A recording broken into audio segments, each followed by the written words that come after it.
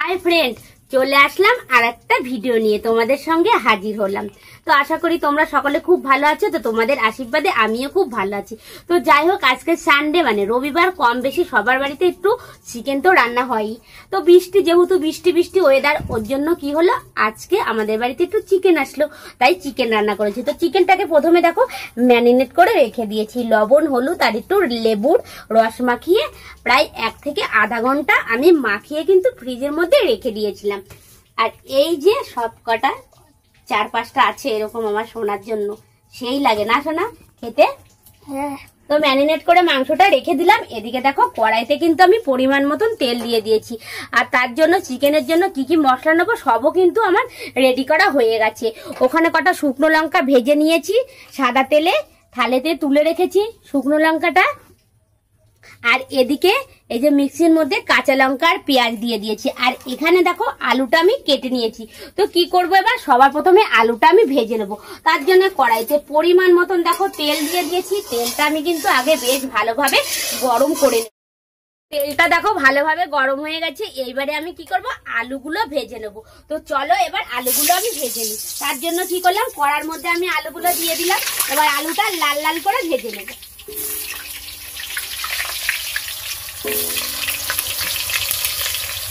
আলুটা দেওয়া হয়ে গেল।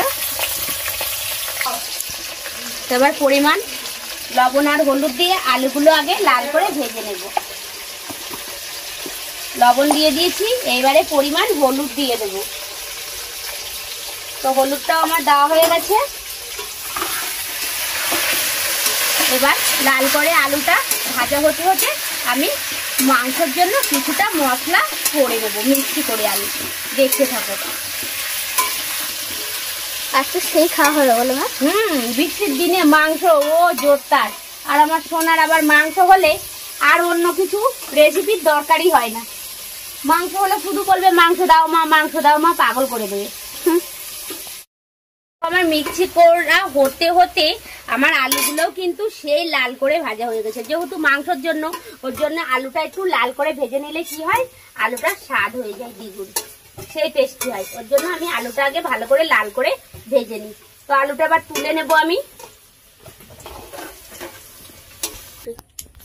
তো আমি আলুটা তুলে নিয়েছি। ওই আলু ভাজা তেলের মধ্যেই কিন্তু আমি এই যে পরিমাণ গোটা জিরে দিয়ে দিলাম, একটা শুকনো লঙ্কা দিয়ে দিলাম 2 খণ্ড করে, আর এই যে 2টো তেজপাতা দিয়ে দেবো। আজকে গোটা গরম মশলাটা নেই, ওর জন্য গোটা গরম মশলাটা আর দিলাম না। তো গোটা জিরে, একটা শুকনো লঙ্কা 2 খণ্ড করে দিয়েছি, আর তেজপাতা। তো গোটা জিরে, গরম মশলা, তেজপাতাটা একটু হালকা করে আমি এই যে নেড়ে নিলাম। বেশ ভালোভাবে ভাজাটা হয়ে গেল। এদিকে কি করলাম, গোটা পেঁয়াজ ভেজেছি, আর পেঁয়াজ কটা মিক্সি করে নিয়েছি। এবার এই পেঁয়াজগুলো আমি দিয়ে দেবো তেলের মধ্যে। তো কিছুটা পেঁয়াজ তেলের পর দিলাম, আর কিছুটা কিন্তু আমি ভেজে নিয়েছি। তাহলে কি হয়, দিদি ভাই এইভাবেই রান্না করে। তো এইভাবে রান্না করলেও বেশ ভালো লাগে, টেস্টি হয় কটা পেঁয়াজ ভেজে নিলে। তো পেঁয়াজটা আগে একটু লাল করে আমি ভেজে নেব।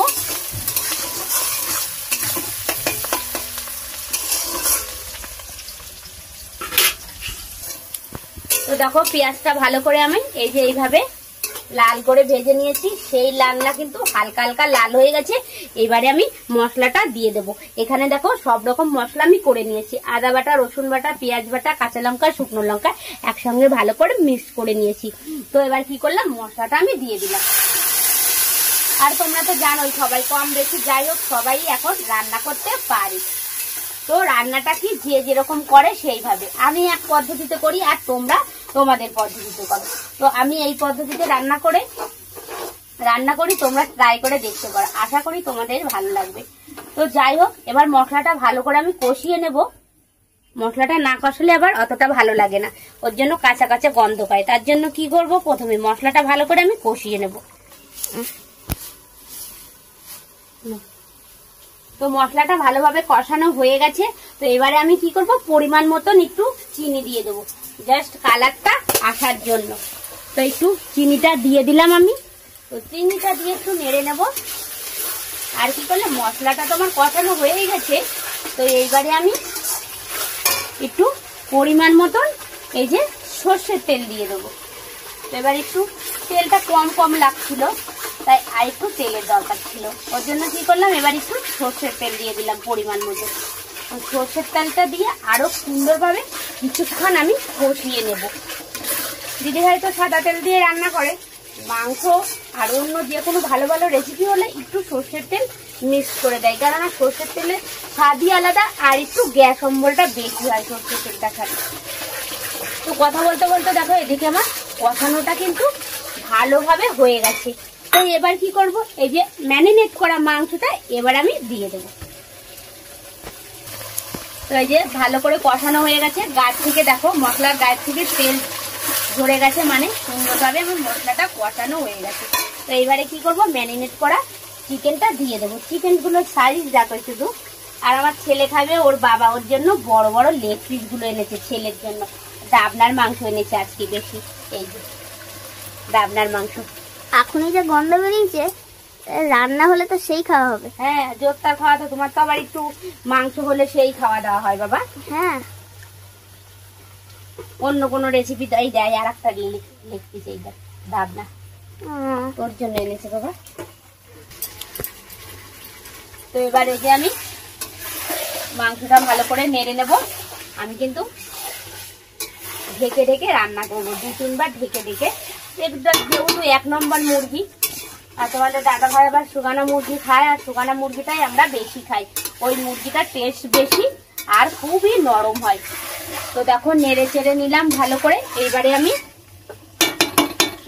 2-3 বার ঢাকা দিয়ে দেবো। তো এই ম্যারিনেট করা চিকেনটা ছিল এর মধ্যে, এই গাবলাটা দিয়ে আস্তে আস্তে ভালো করে এই যে 2-3 বার গ্যাসটা কমিয়ে ঢেকে ঢেকে কষিয়ে নেব। তো এই যে এইভাবে 2-3 বার ঢাকা দিয়ে দিয়েছি, আর কিন্তু আমি ঢাকা দেবো না। এবারে এমনি কিছুক্ষণ ভালো করে কষিয়ে নেব। মাংস যত কষাবে, মাংসটা যে কোনো রেসিপি যত কষাবে তত টেস্টি বেড়ে যায়। তো এদিকে দেখো আলুগুলো কিন্তু আমি এই যে লাল করে ভেজে নিয়েছিলাম। এবারে আমি এই আলু আর মাংস আরো কিছুক্ষণ ভালো করে কষিয়ে নেব।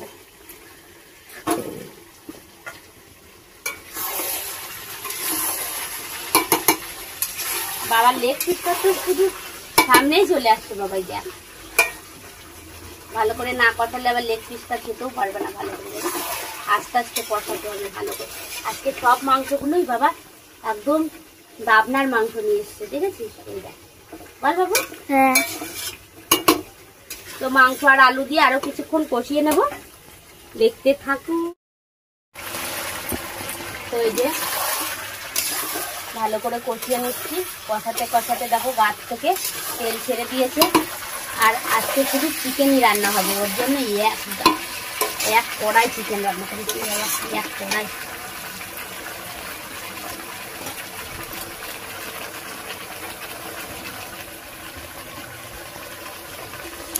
তো দেখো আমার মাংসটা কিন্তু বেশ ভালোভাবে কষানো হয়ে গেছে। এদিকে দেখো 5 উনুনে জল দিয়েছি, দিদিভাই রেসিপিতেই গরম জল ব্যবহার করে। আর এদিকে দেখো সোনার জন্য একটু কষানো তুলে রেখেছি। ওর আবার মাংস হলেই চাই, সে কষানো হোক ঝোল হোক যাই হোক। তো কষানোটা হয়ে গেছে, এবার আমি গরম জলটা দিয়ে দিলাম। তো যেহেতু ঠান্ডা ঠান্ডা হয়ে দেখ, আর আমাদের আবার একটু সোনা আর ওর বাবা একটু মাংসটা ঝোলঝোলি খেতে পছন্দ করে, ওর জন্য আজকে একটু ঝোলঝোলি করলাম। তো জলটা দেওয়া হয়ে গেছে, এবার ভালোভাবে ফুটে নিই। জলটা দেওয়া হয়ে গেছে মানে একটু ফোটা হয়ে গেলে আমার মা রেসিপিটা কিন্তু তৈরি হয়ে যাবে। তো এইবারে এই যে মিট মশলাটা দিয়ে দেবো। আমার মাংসটা যেহেতু আজকে বেশি, ওর জন্য আমি কিন্তু গোটা মিট মশলাটাই আজকে দিয়ে দিলাম। আর তোমাদের দিদিভাই কিন্তু নামানোর আগে মিট মশলাটা দেয়। এবার তোমরা কখন দাও অবশ্যই কমেন্ট করে জানিও। আমি তো নামানোর আগে মিট মশলা আর গরম মশলাটা দিয়ে দিই। তো মিট মশলাটা দিয়ে একটু নেড়ে নেব, তারপরে আমি গরম মশলাটা দিয়ে দেবো। আজকে কিন্তু মিট মশলা আর গরম মশলাটা পুরোটাই দেবো। কেন বলো তো, যেহেতু মাংসটা বেশি ওর জন্য মশলাটাও বেশি পরিমাণে দিতে হবে। তো মিট মশলাটা দিয়ে একটু নেড়ে নিলাম। এইবারে আমি কি করব, গরম মশলাটা দিয়ে দেবো। তো গরম মশলাটা দিয়ে দিলাম।